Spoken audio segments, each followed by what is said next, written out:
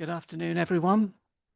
I'd like to begin by welcoming those members of the public and press who have joined us today, either in person or watching via live stream, to this meeting of the Community, Social Mobility and Inclusion Committee at New Shire Hall in Alconbury. County Council allows filming and photography at its public meetings, but could I please request that members of the committee and the public turn their mobile phones to silent or vibrate whilst the meeting is taking place. I would remind everyone present that this meeting will be live streamed and a recording will be placed on the Council's website. The meeting will be adjourned every 2 hours for a short comfort break. No fire alarm test scheduled for today, so if the alarm sounds, I will adjourn the meeting and we will leave the room by the side doors and use the external fire exit to the assembly point in the car park. Item 1, apologies for absence and declarations of interest. Would the Democratic Services Officer report any apologies for absence, please? Thank you, Chair. There are apologies from Councillor Dieter, and Councillor Christine Whelan is here as a substitute, and from Councillor Stephen Fisher, Councillor Thornhill and Councillor Hoy. Thank you for that. Does any member wish to declare any disclosable pecuniary interest or non-statutory disclosable interest? Councillor Tong. Hello, I am going to recuse myself on item 5, please, the mortuary services item, due to a relationship I have with a charity that deals in death. I don't actually know if I've got any relevance to this item, but I feel I may as well recuse myself just for safety, and I've got nothing to say anyway. Okay, thank you very much for that. In which case, we'll move on to item 2 minutes. We are asked to approve the minutes of the last committee meeting, which was held on 15th of January as a correct record. Can I ask whether any member disagrees with the accuracy of these minutes? Okay, on that basis, I assume members are happy to approve the minutes as written.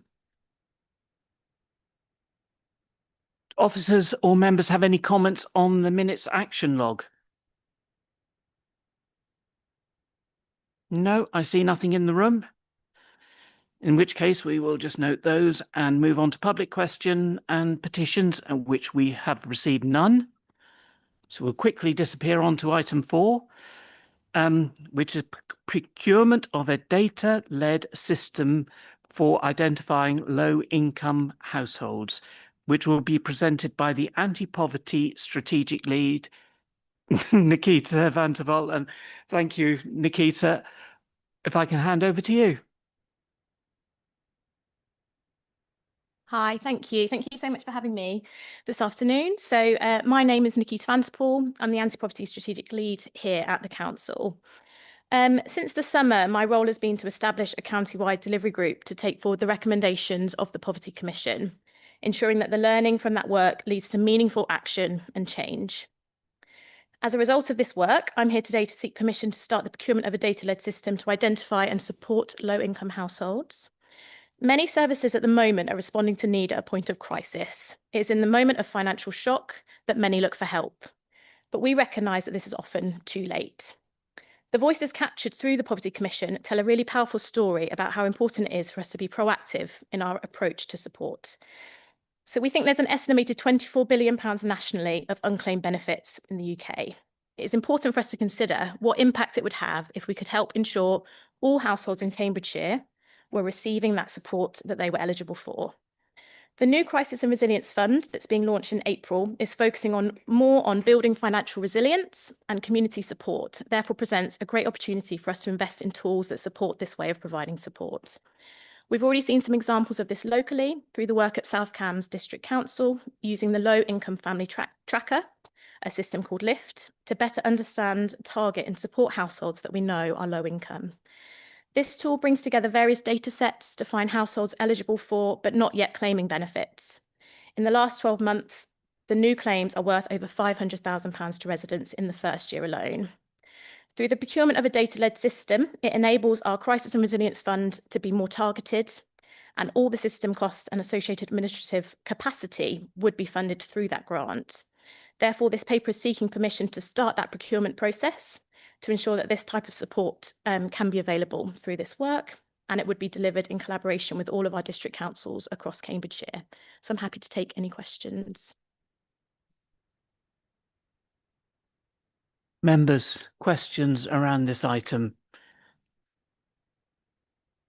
Councillor Boulat? Thank you, Chair. And I really welcome this proposal and the responding to Poverty Commission findings by this focus on income maximization. So well done to you and your team for progressing this work.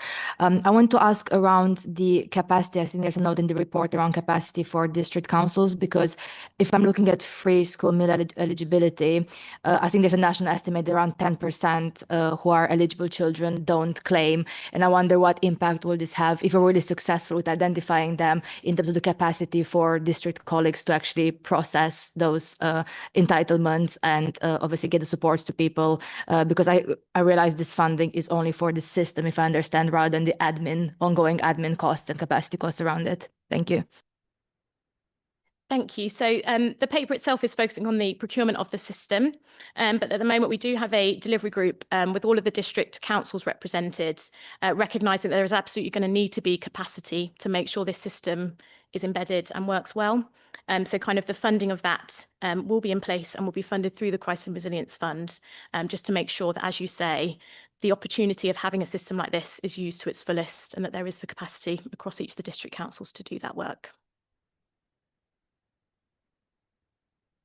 Councillor Levine. Thank you. I'm interested to know how you actually identify these families and these people, and how you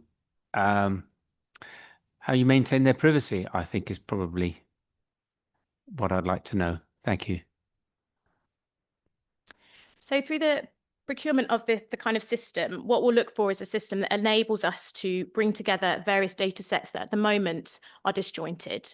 So how do we bring together kind of the national picture in terms of some of the DWP information, but also data that's held at a district level, to kind of have a more succinct view of a household, whereas often it's kind of held in different parts of different organisations. So the ask of the system will be able to bring those different data sets together. And how it will often work is contact will be made to those households to say, there is some support available to you. If it's something that you're interested in, this is how you can get in touch, and this is the support that's available to you. So it's very much a way of kind of proactively saying to people, there is support available and we think you can access it. But it's just more, I guess, about ensuring the very disjointed data that we often have is much more usable and much more accessible at household level, so that we can really reach out to people so that they know what's available to them. Oh, yeah, thank you. I mean, do you go around and knock on their door? Do you have their telephone numbers? Do you use their schools or their local associations? How do you actually find them, please? Thank you.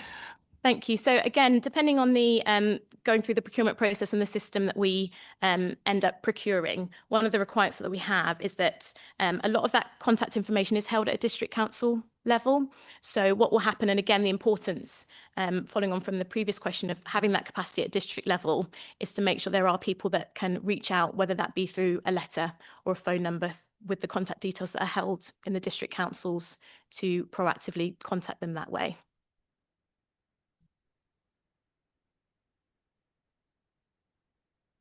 Councillor Sanderson.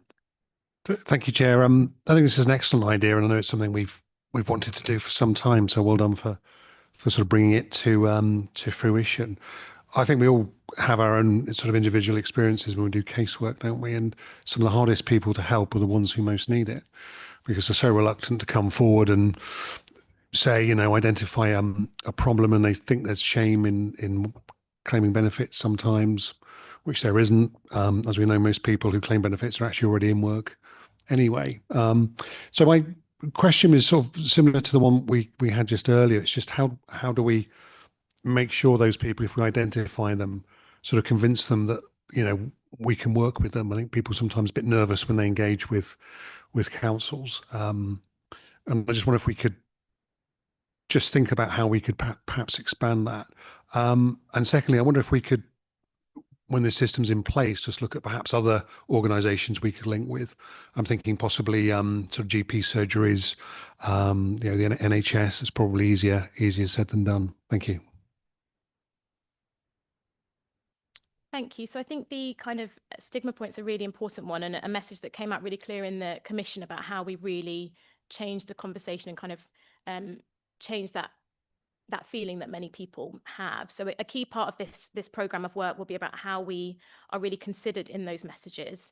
And sometimes those messages might be about inviting people to community spaces to talk more about the support that's available to them versus, you know, hey, just follow this link here and go and apply. It'll be much more about kind of bringing them to trusted community spaces to kind of provide that support. But you're absolutely right about how we can make sure that that messaging is cognizant with how many people feel about that work. And I guess what really helps for us is we've seen some really great examples locally of reaching out to people and also inviting them to community spaces has had a really powerful effect.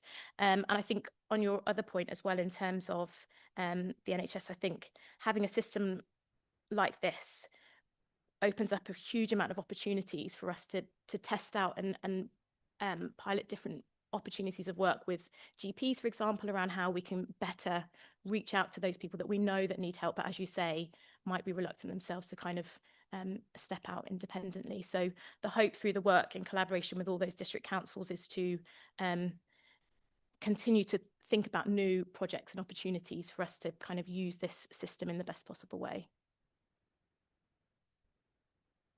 Councillor Seif. Thank you, Chair. Just a sort of fairly basic question, really, about the system. I mean, and you talked about procurement of the system, so it's not yet procured, and I presume not fully specified, or it is fully specified.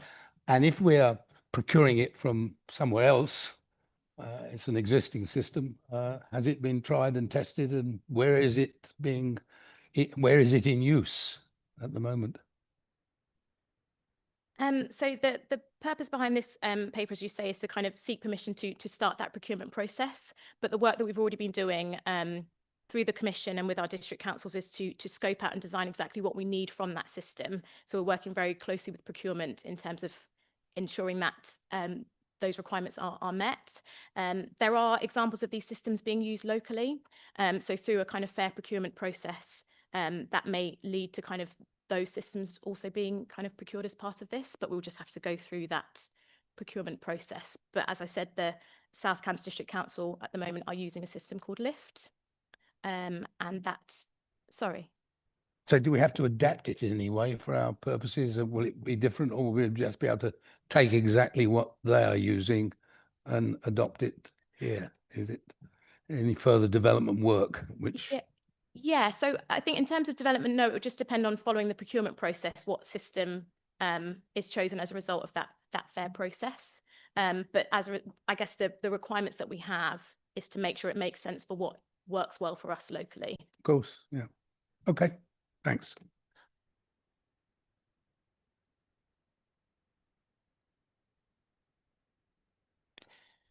Councillor Fane. Oh. Thank you, Chair. I feel very strongly about the benefits of this scheme. As is mentioned, I'm also a district councillor in South Cambs, and I hadn't initially realised how important this was to many of our residents.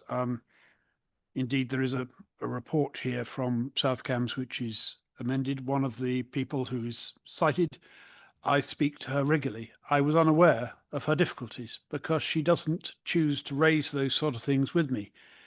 But the council is in touch with her anyway because of things like council tax.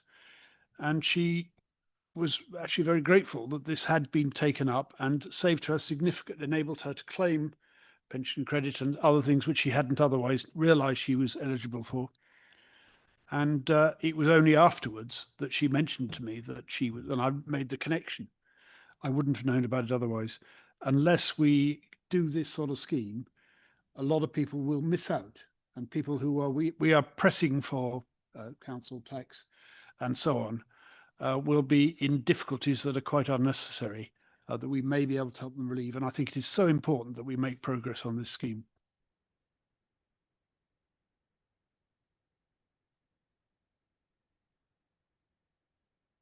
Councillor Lowe, did you, sorry, Councillor Lowe, did you have a question? Yes, thank you. If it's being used, I know it's South Cambs at the moment, do we know if it's going to be rolled out, if the other district councils are going to be using it? Because it just seems that we're duplicating the work. If it's being done at district council level, would it not make more sense to tie in with them? Because it would make more procurement sense if there's one system that everybody's using as well, because that will save on costs and keep all the information in one place. Thank you. So yeah, this exercise will be to bring all of those bits of work together and to be funded through the Crisis and Resilience Fund. So any of the kind of work that's happening within district councils will all come under this umbrella of work over time in terms of the system being procured. So this will all be kind of done in collaboration with all of the district councils and kind of with that county council view as well. It just seems the timing doesn't seem to be right, because obviously if we're going to be going to unitary authorities, I mean, I know obviously it can take that forward as well. I'm just a bit confused as to why it's happening right now. I just sort of feel if it's being done at district council level, we could support them better until we know what the unitary authorities are going to look like. Yeah, so on that point, at the moment, not all of the districts are using a system like this, and part of that has been due to kind of financial and capacity pressures. However, the Crisis and Resilience Fund presents us with an opportunity to ensure that each district council has the ability to have this system and do this kind of work.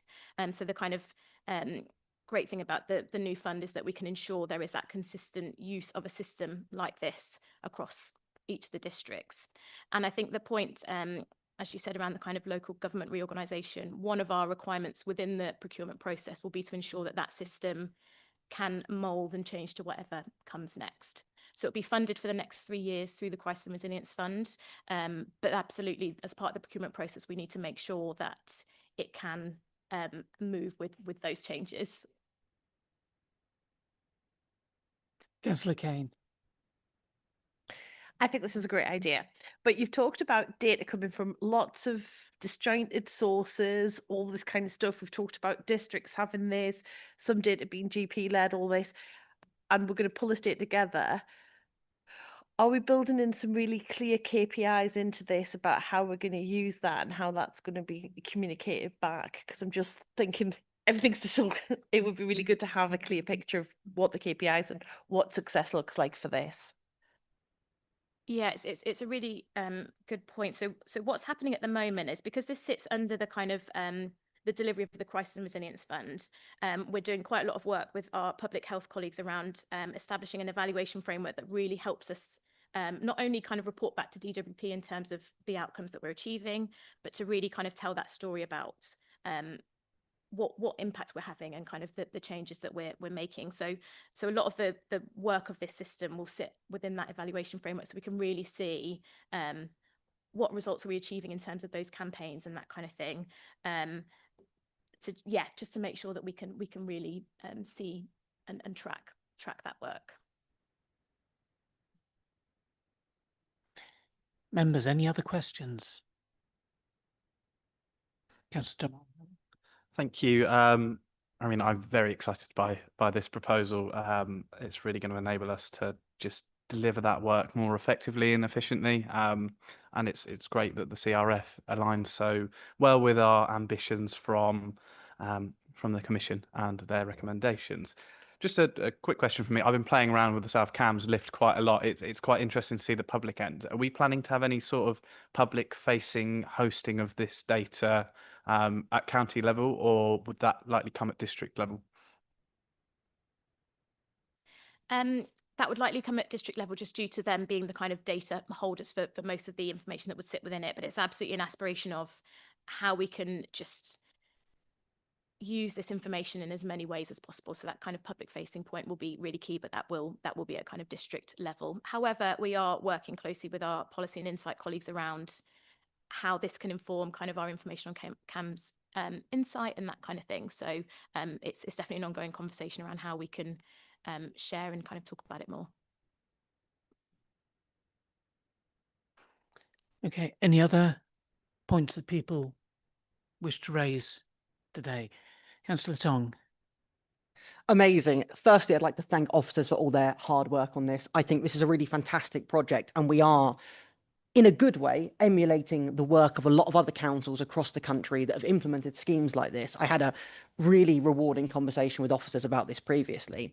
I think that we need to keep in mind local government association estimates around 11% of children eligible for free school meals aren't claiming those. And it's quite easy to lose what that actually means when you think of it in just percentages, but that's thousands of children around the county that are hungry, and that is needless. They are needlessly suffering, and that really upsets me. On top of that, we've got to think about the people premium funding that this could generate. By my quick maths, we could generate up to £4 million for schools across the county in people premium funding that's just going unclaimed.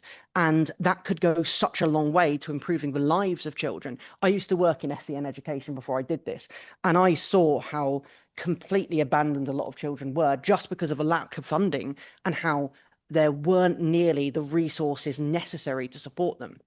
Now, Councillor Fane, I believe, commented on the urgency of this, and I really agree, this is urgent, which is why I'm so disappointed that when a few weeks ago we brought forward, as in the Green Group, brought forward a proposal on this topic to the budget meeting, and even made it perfectly unparty political by setting it aside as its own recommendation that, with the permission of a chair, could have been voted on separately.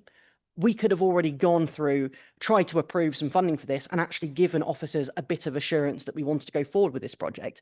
But it was just completely struck down because I feel that the administration is more interested in playing very petty party political games than actually trying to make sure. I think that we're getting off the topic here.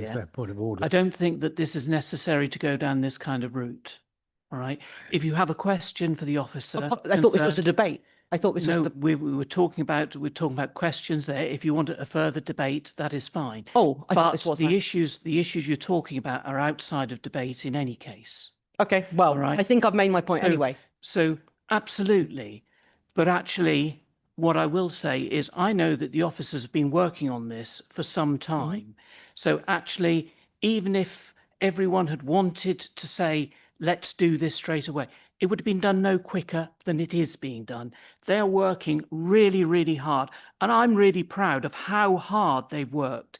Now, since Nikita has been back from maternity leave, I know that she has actually been working way more than necessary, way more than she should, to actually try and make sure that the poverty strategy report is implemented. And I know that she needs a resource now to make it all happen. Right, other members? Okay, is there any debate that anyone wants to have around this issue now? Okay, in which case we're being asked to approve the procurement of a data-led system for identifying low-income households as recommended by the Cambridgeshire Poverty Strategy Commission report. And we are being asked to delegate authority for awarding and executing a contract for the provision of a data-led system for identifying low-income households starting in Q1 2026 and extension periods to the Executive Director of Place and Sustainability in consultation with the Chair and Vice Chair of the Community, Social Mobilities and Inclusion Committee. Members, who is in favour of that? Is there anybody against? So I see that as unanimous. Thank you all. So we'll move on to item 5. Thank you ever so much, Nikita. If we move on to item 5, procurement of mortuary services, which will be presented by the Coroner Services Business Manager, Rachel Loveridge.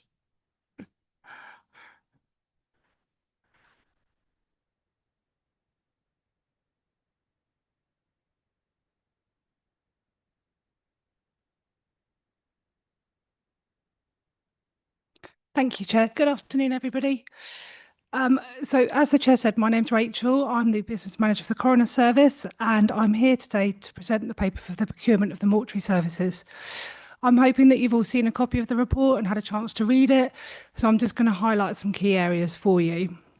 So the report seeks the approval for the procurement of the mortuary services to support the coroner's responsibilities. The current mortuary service contract with North West Anglia NHS Foundation Trust is due to expire on the 31st of March this year, so new contractual arrangements are therefore required for the 1st of April 2026. So just some background information for you. For Her Majesty's coroners to complete their statutory duty, arrangements must be in place for mortuary services, and this includes body storage and also post-mortem facilities. And it's the council's responsibility to provide the coroner with the necessary resources and to support this for those duties to be carried out. So in total last year, so 2024, there are a total of 3,197 deaths that were referred to the service, of which 1,271 required a post-mortem. The current arrangements are with Cambridge University Hospital NHS Foundation Trust, or Addenbrooke's as we know it as, and also North West Anglia NHS Foundation Trust. The provision across these, both of these sites is necessary because not one service provider has the capacity to be able to meet all the operational requirements across the area. So just moving on, a direct award is recommended to ensure continuity, stability and legal compliance. The proposed approach reflects the really specialist nature of this, and as I've already said, it is a very limited market. The intention is to secure a long-term contract of 3 years with the potential to extend by 1 year. The value of the contract is expected to be 1.2 million. And then the implications for the local government reorganisation have been considered in this. So the coronial area is currently Cambridgeshire and Peterborough, and that is determined separately by the Ministry of Justice. We can't change that. The only question moving forward would be who would host the service, but obviously the service would continue as it was. That's kind of a whistle-stop tour of the report. Has anybody got any questions? Thank you. Councillor Seith.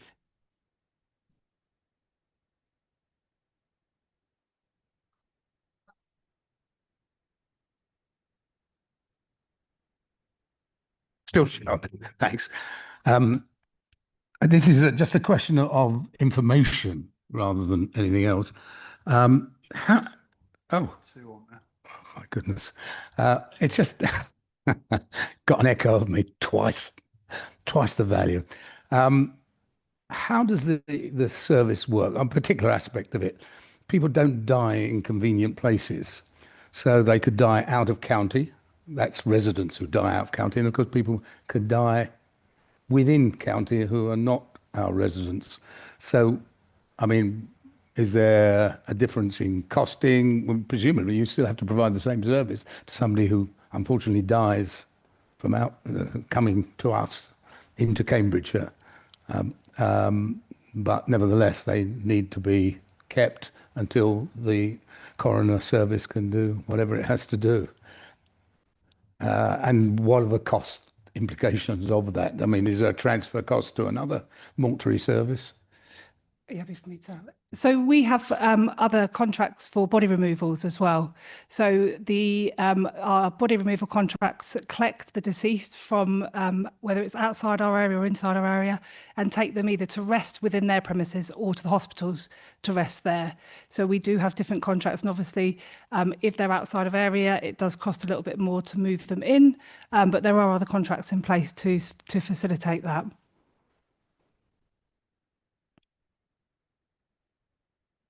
They have to be moved back to their home county, as it were. Yeah, that's correct. That's really what you're saying. Okay, thank you. Councillor Kane. Hi, interesting topic. I noticed that you've put in your report that you are officers are satisfied that it performs satisfactorily.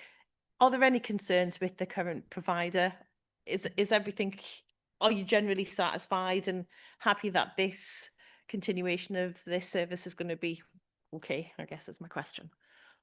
Yeah, we meet with them regularly. We review the data that they're giving us regularly. The coroners are really happy as well with the facilities and the reports. They also have their HCA license, so they have their separate governing body that they have to report to as well. So yeah, we are happy with the current provider.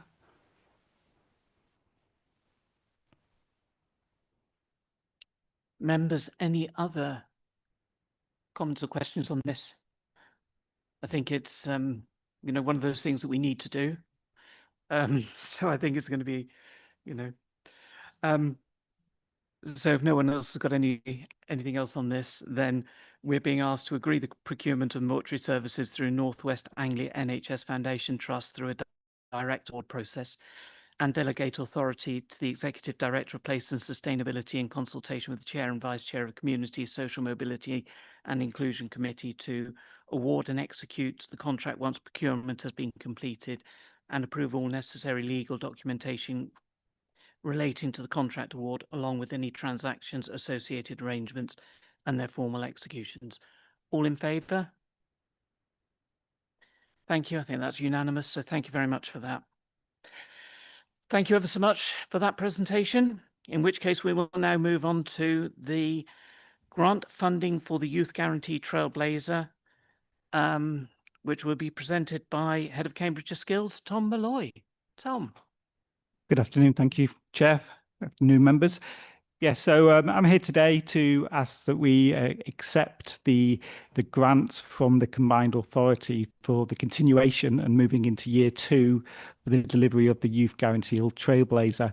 The Youth Guarantee Trailblazer is particularly important at the moment because it's there to try and reduce the number of NEETs in the county. And again, we're very lucky to be one of the 8 trailblazers. As we move into year 2, there's also an uplift, an increase in funding from the 860,000 that we got in year 1 to 1 million in year 2, which is recognition of the work that the teams have been doing in year 1, and that the Combined Authority have increased the amount of money that we're getting. So the funds that we receive do 2 elements. So the first one is to continuation of the statutory responsibility we have for those young people at 17 and 18 for tracking through the September Guarantee and Activity Survey. So we have rich data and understand the NEET issue, and we're able to identify those NEETs through tracking of those at 19 and 20.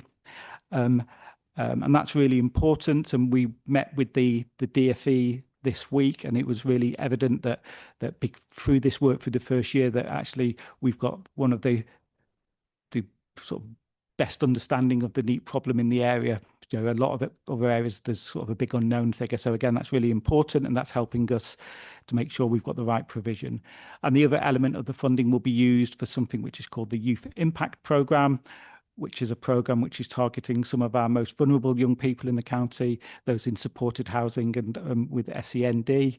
And that's working with them in a really holistic way, really supportive, helping them sort of, you know, gain the sort of the initial confidence and trust to actually move into some sort of positive activity. So it's that really early engagement. So again, it's not a course, but they have residentials. It's about team building. It's about getting that confidence, and that's really critical, and that's proving to be really successful. And that's one of the key areas which the Combined Authority have recognised and is resulting in the increased funding. So that's the sort of the summary of where we are. Again, thankfully, I'm coming this year before the funding. So I know I came quite late last year, but this one we're here before April. So just one other point is that this is the last year of Trailblazers. So again, Cambridge from Peterborough is one of 8 Trailblazers, but again, it's putting us in a very strong position for when this becomes national policy in April 2027. So yeah, I'm asking members to accept this and allow us to get it signed as a deed under seal, which is something that the CPCA require under their constitution. Thank you. Thank you, Tom. And I think the fact that I think the increase here is about 18%. So it's quite a massive increase on the amount that's actually been put there. If I could just ask, first of all, I'm assuming that you will have no problem in actually using that additional resource to deliver additional services. No, not at all. Unfortunately, the demand is very high. You know, it's one of those services which you wish you weren't delivering, but we are, and but the demand is there, and yeah, we'll have no problem spending that. We could probably even spend more, if I'm truthfully honest. Right, members, questions from others? Councillor Steve? Thank you, Chair. This may sound a little churlish because clearly I have no problem with the principle of what is being proposed here. But we don't see any details. We don't see in detail how the money is being spent and what performance indicators there might be, if there are indeed any. For example, how many kids have been involved in this process, and different activities that you may have done. So it's, as I say, possibly churlish of me, but I'd quite like to see a little bit more detail than we've been provided. Certainly that can be provided just for some initial sort of headlines for now, but I can provide more detail in a briefing note, which can be circulated to members in due course. But something like the YIP has supported over 200 young people. That's a youth impact programme, and the tracking has managed to identify over 6,000 young people who were unknown where their activity was. So again, it's quite large area of work, and you'll be unsurprised that there are some specific KPIs. So again, for year 2, in terms of the tracking, it's to track 12,000 young people, so 3,000 a quarter. And of those that are engaged with that, so 50% of those young people who have been identified as NEET, that are actually engaged in some positive activity. So that's just at the initial contact. But yes, certainly understand the point, and we can get something out which kind of gives it much more richness of feel of the actual delivery and what's happening, rather than just sort of the financials. Thanks, Tom. Just to add to that point, Councillor Steve, the contract that we accept this money for is held with the combined authority. So the KPIs, any performance is managed through that contract and reported back to the combined authority. But that's the data that we can certainly bring back to you for information. Well, so, thank you, Lisa. I sort of understand where the money's coming from, but nevertheless, we've got a decision to make here, haven't we? Whether to accept it and then take responsibility. And we therefore should see, I think, some of the data behind this before we make this decision, because we're going to make that today, I guess. But I think I would like to see, if I make this point generally about any of our committees, really, sometimes we are being asked to make a decision on a spend, and we don't necessarily always get the detail behind it, which would enable us to make a more informed decision. This is not criticism. Clearly, as a principle, this is something we all want to support, in wherever it's coming from CPSA or it's coming from our own funds. But so it's a good thing money's coming in, but you've asked us to make a decision, so. So that point was purely a reassurance point that there are KPIs around the contract that the CPCA set for us to deliver, and that's where the growth money comes from. But we can certainly provide the data that we provide back to them as our commissioners to you all for information as well. That's easily done. Yeah. Thank you. Councillor Damari Homan. Thank you, Chair. A big thank you for Tom for all his hard work on this. I mean, I'm so proud that we're seeing more funding because we performed so well, and that we're being recognised by the department as leading the way. And Tom, I know you work on this and many other areas, but it is so impactful to our young people and our community. So very grateful. I do think a little briefing note that just gives us some details on the data would be handy, but I don't think that that's any impediment to our decision today. My question for you, Tom, is sort of if you can, I think it's more of a request for a broad overview on how the Trailblazer is going to shift next year, so 27, 28, as it becomes national policy rather than a Trailblazer, and what the implications are for us as well. So I think it's an interesting question that I can't fully answer, and I'll explain why. So there are 8 Trailblazers, and each Trailblazer is being asked to deliver different things. So the department is using the Trailblazers as a trial and test process. So the things that are working well will be rolled out nationally. What we certainly get the sense of, was that the extended tracking is something that's working incredibly well into giving that richness. So actually provision can be more effectively designed to meet need. And certainly the work that is being done at that real entry point, for those. So again, it's not a college course, it's not an apprenticeship, it's not a job.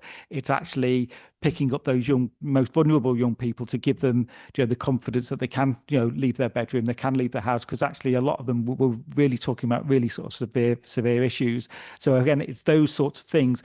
So because I'm not over exactly what's happening in the other 7 trailblazers, I can't give that a full answer, but I think we're in a strong position because what we are doing is being effective. So it's I was going to use the wrong word about government, but so there's a lot to be sort of taken back in, analysed, and I think we'll know in due course what that looks like, if that makes sense. Yeah, absolutely. Thank you, Tom. I mean, that's a really useful answer, and it's given me more clarity. I look forward to seeing this develop. And I have to say that we seem as a county council to be very good guinea pigs.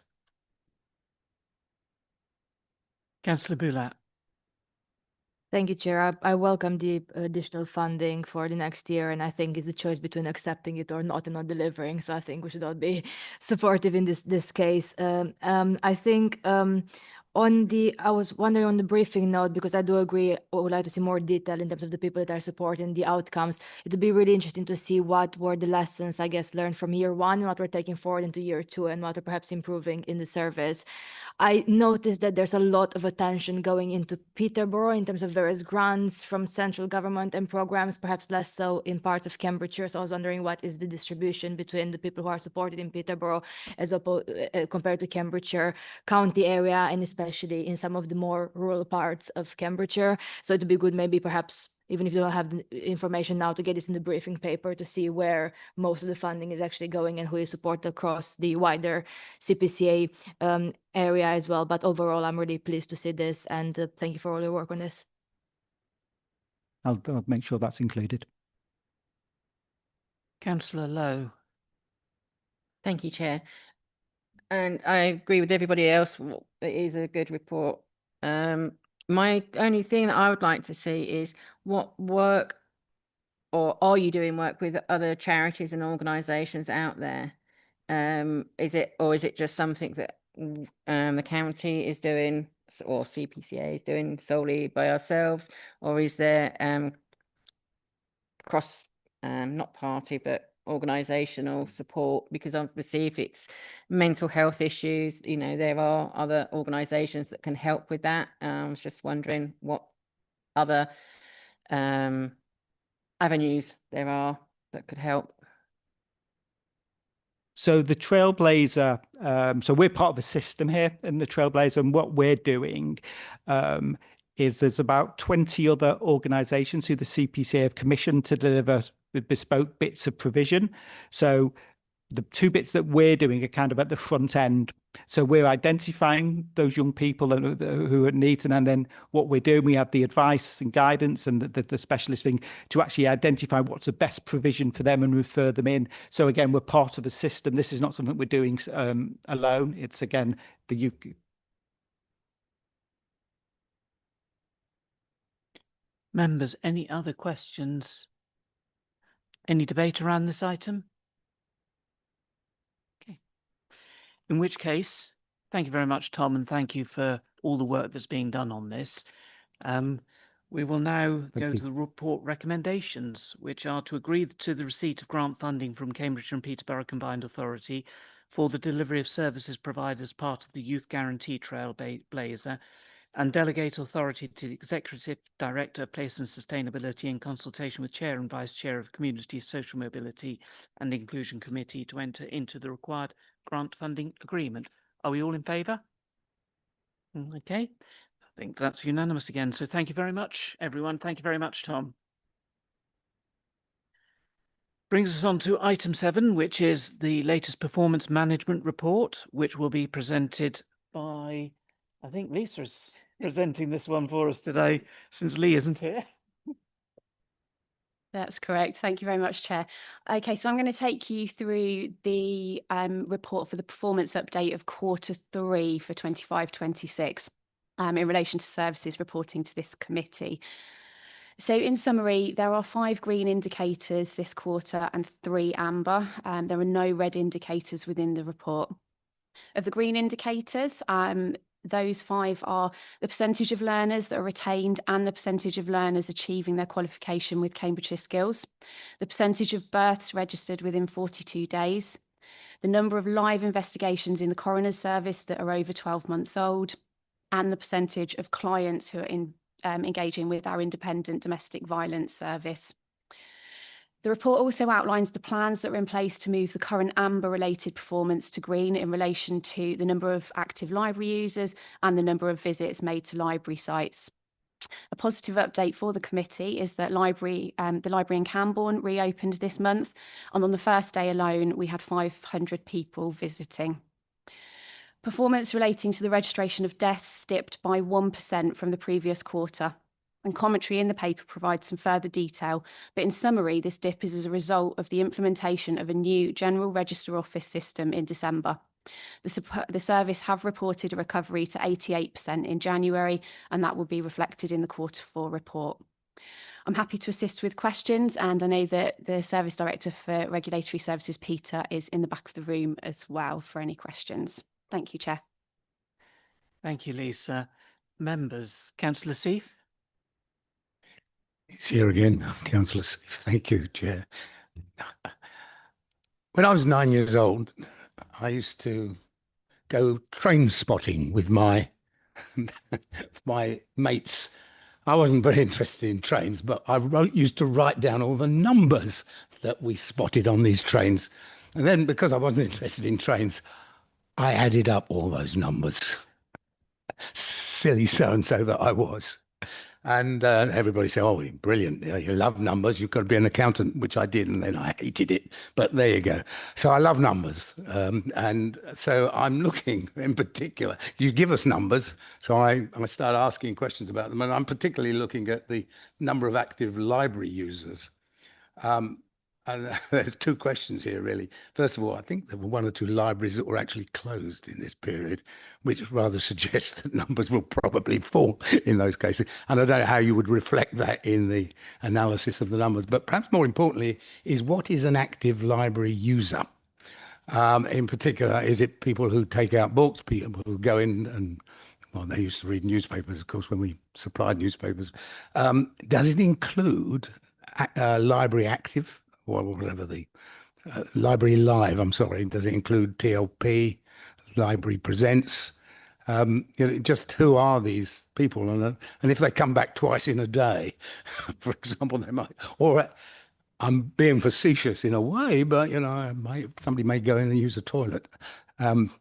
What do these numbers actually mean? You see where I was coming from. Lisa.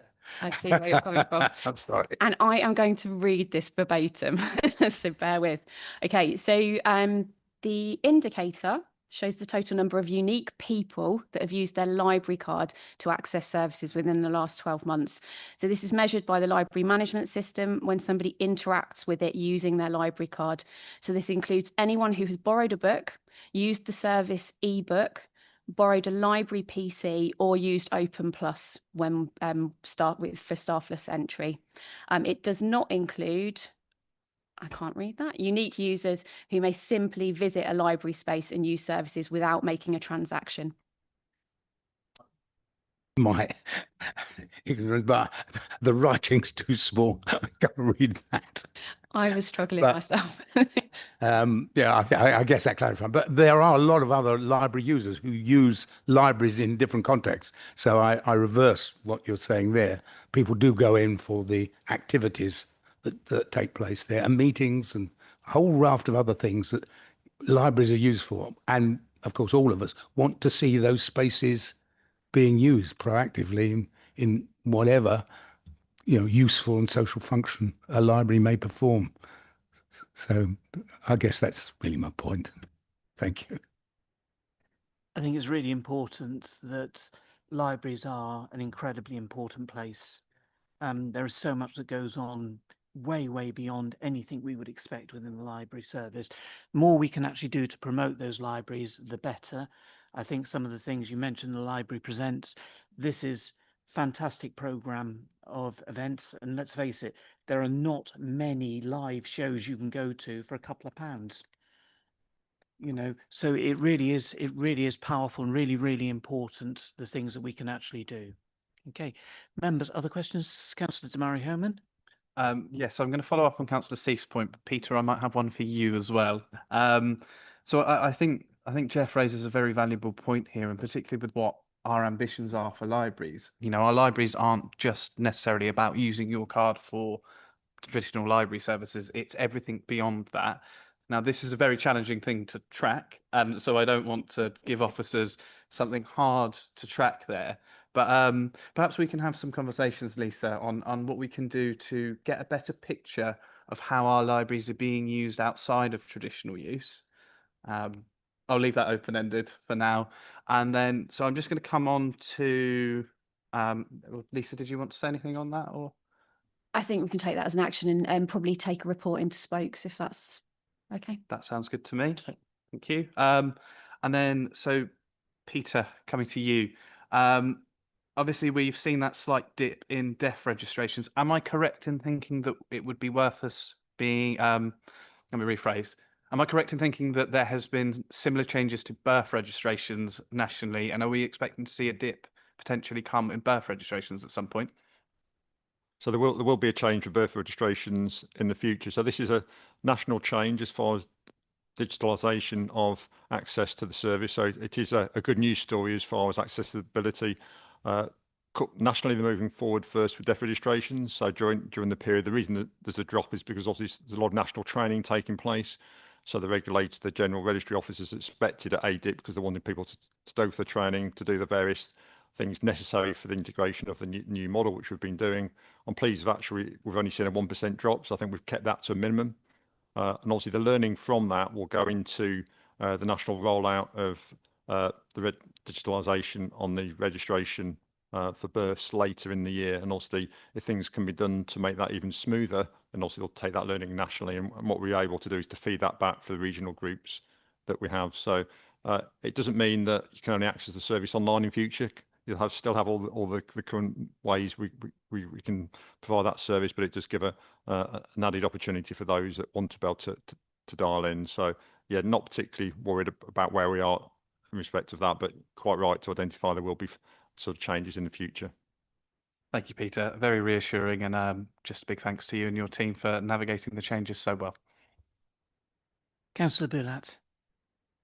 Thank you, Chair. I want to ask on the indicator number 5, which speaks about the numbers supported in refuge have been decreasing because of different factors, including lack of move-on accommodation and the impact of no recourse to public funds. It does note there that some of the flexible funding has been taken from the household support fund. So just wanted to check whether the intention is to use the crisis and resilience funds to continue the same level of support or have more support, or what's the thinking around that area? Thank you. Thank you, Chair. Thanks to Councillor Bulat. So it's a shame Nikita's left, actually. She has been doing some work with internal services to plan for post-April, but that work certainly does include supporting domestic violence victims in a similar way to the Household Support Fund. But what we're really hoping to do is to expand that out even further across other directorates, because I think we recognise how the fund really can support those in that critical financial state to do more. So yeah, it's something that we're looking to continue. Members, any other points on this at all? Okay, in which case we're being asked to scrutinise and comment on the performance information presented, and I think we've done that adequately, so thank you. Next item is the financial monitoring report, which will be presented by Lisa again.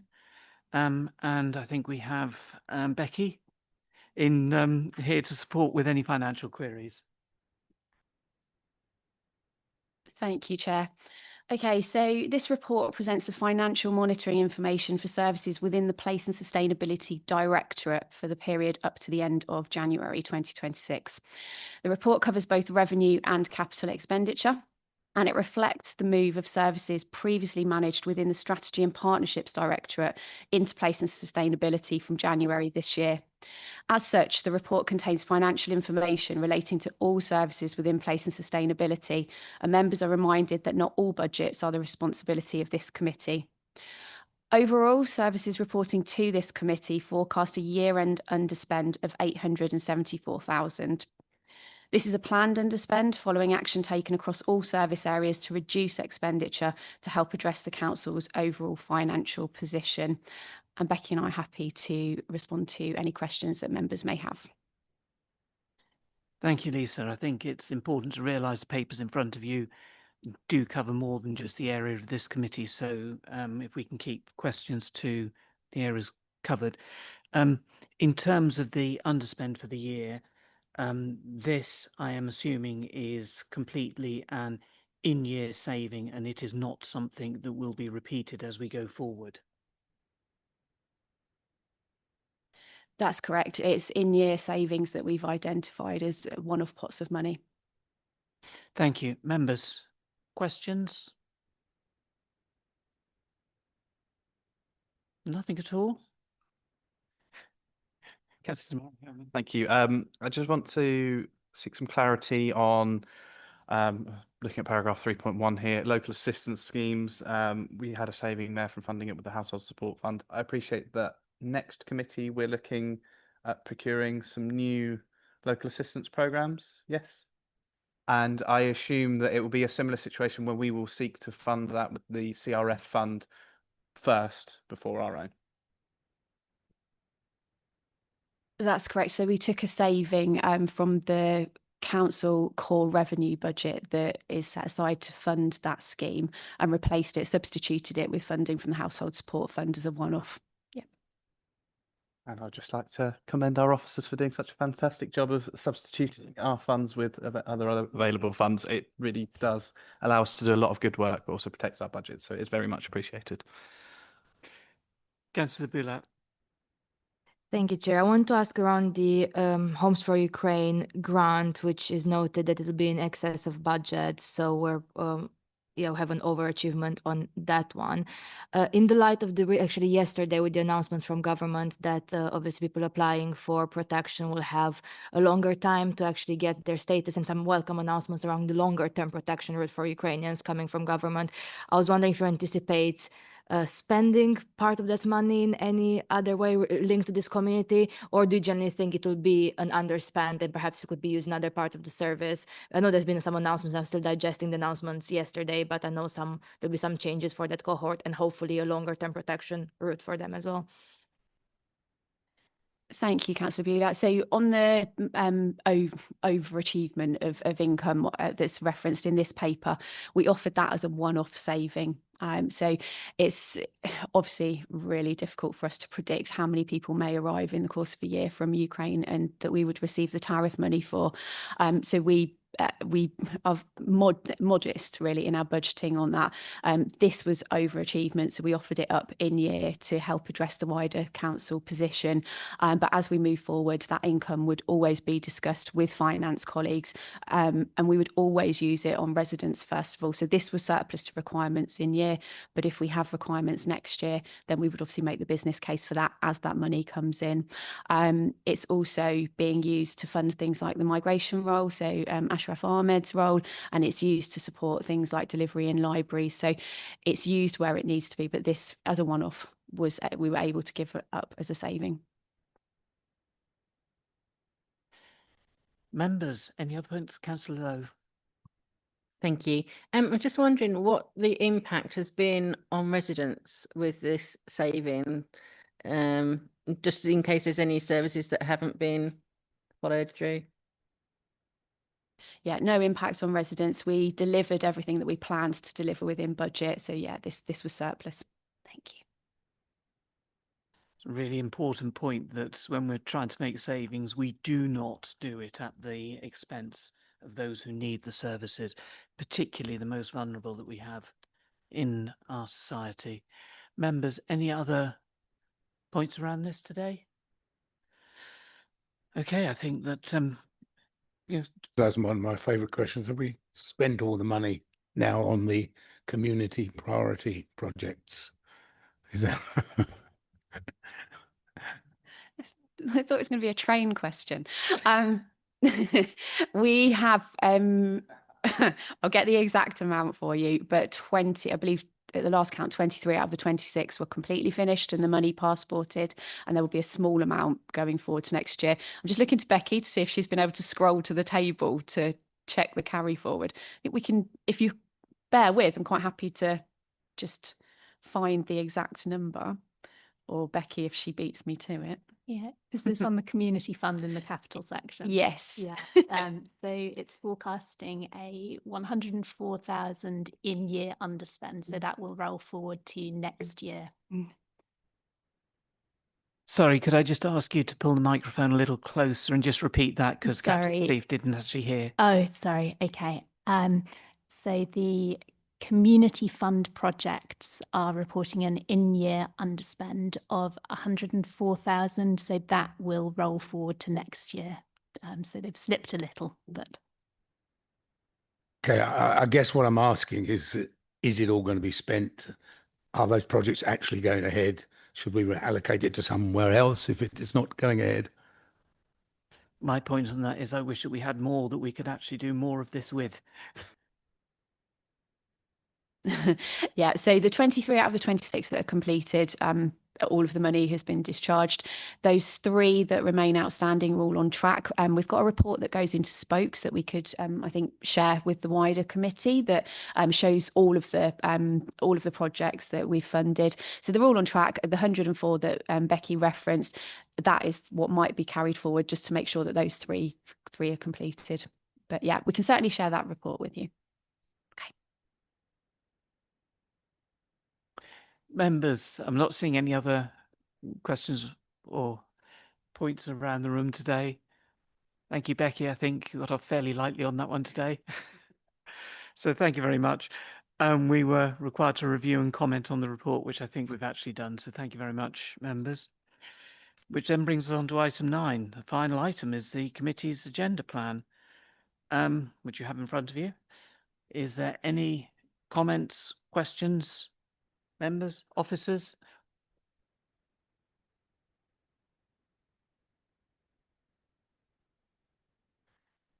Councillor Seith? Sorry, I just wonder whether I could ask Lisa to schedule in TLP for the presentation to the members generally. Is that something you could liaise with Gary Porter with, and just because I think going back to the discussion we had on libraries, it's really important. I mean, I've sent around a memo, as everybody knows, to colleagues, but I think the more they understand what that program is, and the more that they promote it within their own areas, so the benefits will disseminate or widely. I think once we've got the finalised programme, that would be a good opportunity as part of launch to have something for members generally to understand. If we could sort that out at that point, I think that would be beneficial, and then sort of coincide with launching it properly. Thank you for that question. And I will follow this up with Gary Porter, the head of libraries, because I know that there were proposals to set up an all-member seminar, a lunchtime seminar about the Library Presents. So I just need to follow that up with the head of service, where we're at with that. But yeah, absolutely. And to bring in the new programme would be a great opportunity as well. So thank you. Okay, members. If there's no other questions on there, next committee meeting is scheduled for the 25th of June. And hopefully I'll see you all then. Thank you, everyone.